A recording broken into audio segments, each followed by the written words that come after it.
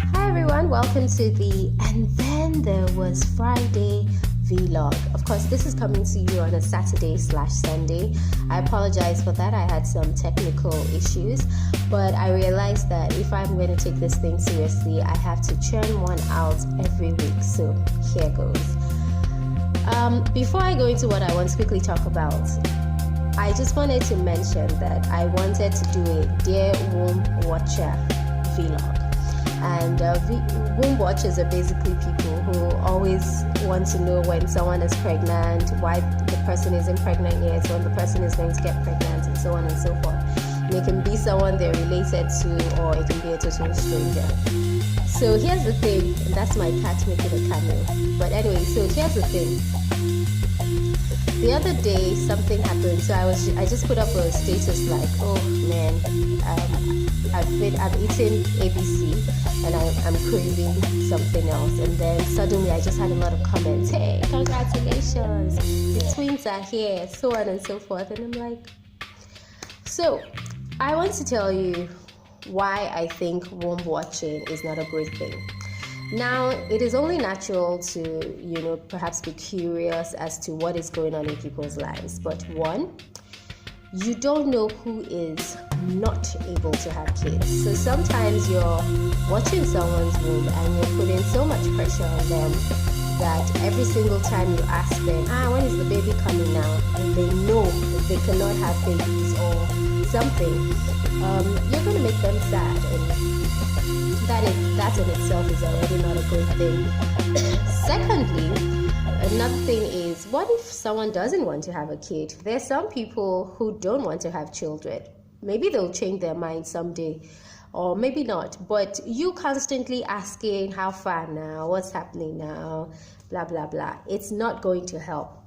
And three, even if the person actually wants to have a child, and for whatever reason, perhaps reasons of family planning or reasons of just not there yet, it's just pressure. It's like the same pressure we put on people to get married at a certain age. It's like the same pressure we put on people to finish school at a certain age, make money by a certain age. It's just, like what goes on with a woman's body, I feel, should be the woman's concern. And that's just it. But like I said, that's not really what I wanted to speak about today.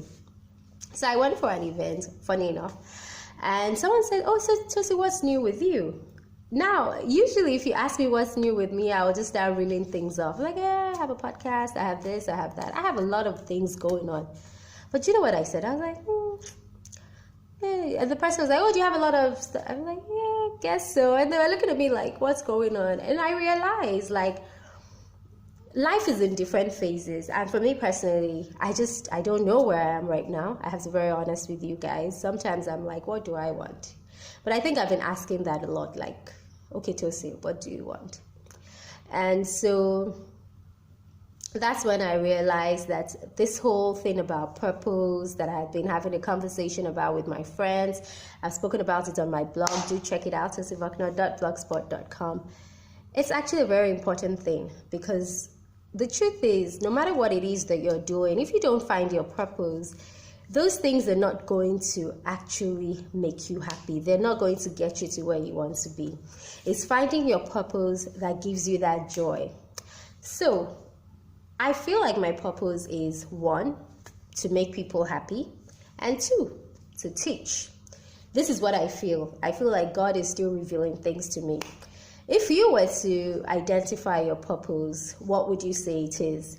I feel like you identify your purpose by pointing out to those things that come naturally to you, those things that you naturally are, that you naturally do.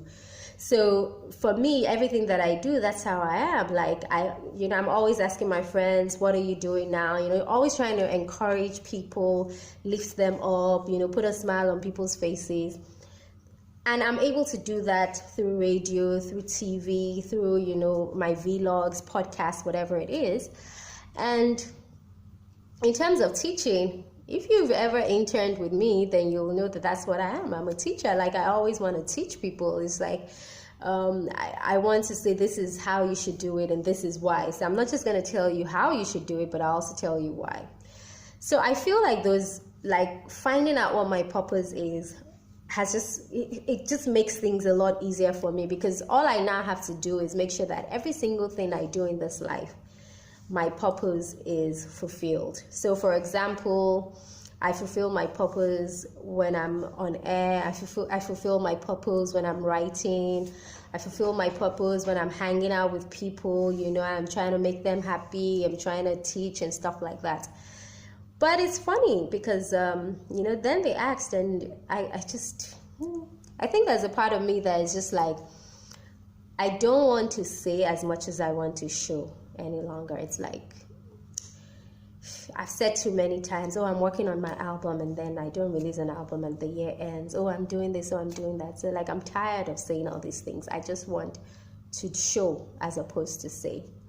So it is, and then there was Friday, and I'm just going to conclude by saying, find your purpose and it will bring you joy.